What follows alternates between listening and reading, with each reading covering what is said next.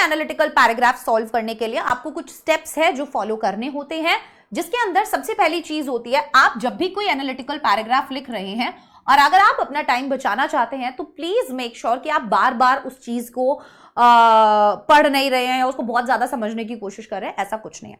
3 से 4 चीजें होती हैं जो आपको एक एनालिटिकल पैराग्राफ के अंदर लिखनी होती है, अगर आप वो लिख देंगे तो आपको पूरे मार्क्स मिल जाएंगे।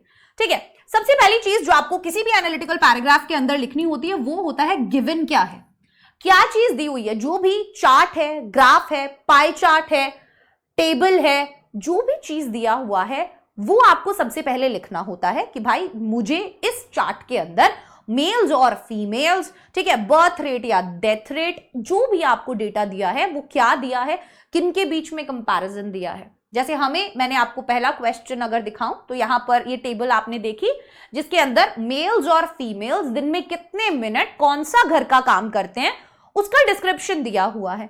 जब हमने इसको देखा तो हमारा पहला जो लाइन होना चाहिए वो यही होना चाहिए कि देखो जी, the chart shows the number of minutes per day spent by British men and women in doing household task. क्या चीज गिवन है, ठीक है। अब जो दूसरी चीज आती है वो आप 2-3 तरीके के अलग अलग जब क्वेश्चंस देखते हैं तो आप उसको अपने अकॉर्डिंग दिमाग लगाएंगे कि यार मैं क्या करूं।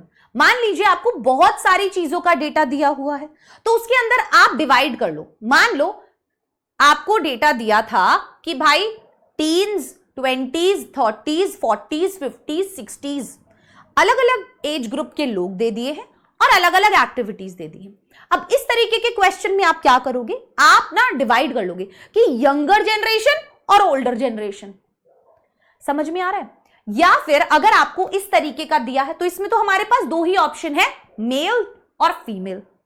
ठीक है, तो हमने क्या किया, हमें जो काम दिया हुआ था जैसे कुकिंग, क्लीनिंग, गार्डनिंग, तो हमने इसमें डिवाइड कर दिया काम को किसके अकॉर्डिंग, आउटडोर और इंडोर के अकॉर्डिंग। यार आउटडोर काम ये ज्यादा कर रहे हैं, इंडोर काम ये ज्यादा कर रहे हैं। तो आप अपने क्वेश्चन के अकॉर्डिंग जो दिया हुआ है कोशिश कीजिएगा कि आप ये भी चीज अलग से निकाल पाए। ठीक है, तो हमने सबसे पहले लिखा कि हमें क्या दिया हुआ है। उसके बाद बारी आती है कंपैरिजन की। शुरू हो जाता है हमारा कंपैरिजन कि अगर हम चार्ट में देखें, टेबल में देखें, ग्राफ में देखें तो ऑन एन एवरेज इतने लोग ये कर रहे हैं, इतने लोग ये कर रहे हैं। यंगर जनरेशन इसमें ज्यादा टाइम दे रही है, ओल्डर जनरेशन इसमें ज्यादा टाइम दे रही है। या जो मैंने आपको दिखाया कि मेल्स जो हैं वो सबसे ज्यादा टाइम दे रहे हैं इसके अंदर, वहीं पर फीमेल्स इसके अंदर सबसे कम टाइम दे रही हैं। आया समझ में? तो यही डेटा हमें लिखना है। हम डेटा लिखेंगे पर कंपेयर और कॉन्ट्रास्ट के साथ, और इसी से हमारा पूरा का पूरा एनालिटिकल पैराग्राफ के जो वर्ड लिमिट है वो पूरा होगा कंपैरिजंस और कॉन्ट्रास्ट में ही। इसी में हम ऐड करेंगे, ठीक है, हाईएस्ट, जो भी डेटा दिया हुआ है उसके अंदर सबसे ज्यादा क्या हो रहा है, चाहे वो कुछ भी हो, उसके अंदर ही हम ऐड करेंगे लोएस्ट। क्या चीज है जो सबसे कम हो रही है वो भी हम ऐड करेंगे। हम उसके अंदर ऐड करेंगे ऑलमोस्ट इक्वल। क्या चीज है, ठीक है, कोई भी अगर ऐसी चीज है जो अलग है, ठीक है, वो आपको ऐड जरूर करनी है।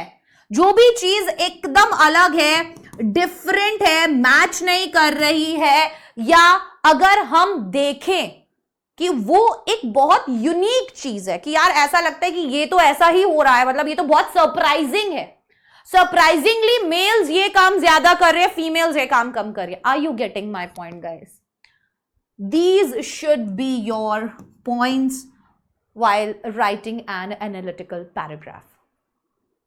और लास्ट में आता है आप जो एग्जैक्ट डेटा हुआ था उसे कंक्लूड कर दीजिए कि हम देख सकते हैं। जैसे ये मेल्स और फीमेल्स का मैंने एग्जांपल दिया था, तो आप इसमें ऐड कर दीजिए कि हम देख सकते हैं भाई कि मेल्स घर के काम ज्यादा कर नहीं रहे हैं, फीमेल्स घर के काम ज्यादा कर रही हैं।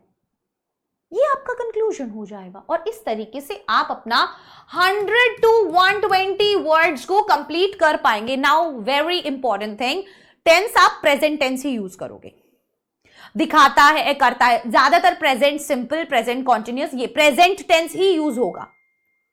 ठीक है, आप ध्यान रखिएगा कि आप एनालिटिकल पैराग्राफ के अंदर कैसे प्रेजेंट टेंस का यूज कर सकते हैं।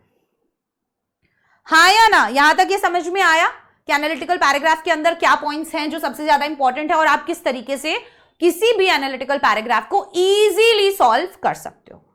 ठीक है, तो अगर आप चाहते हैं कि मैं और भी क्वेश्चन आपको प्रैक्टिस करवाऊं तो आप कमेंट सेक्शन में थम्स अप जरूर भेज के जाइएगा ताकि मैं आपको और बहुत सारे क्वेश्चंस जो है वो प्रैक्टिस करवा सकूं। क्लियर?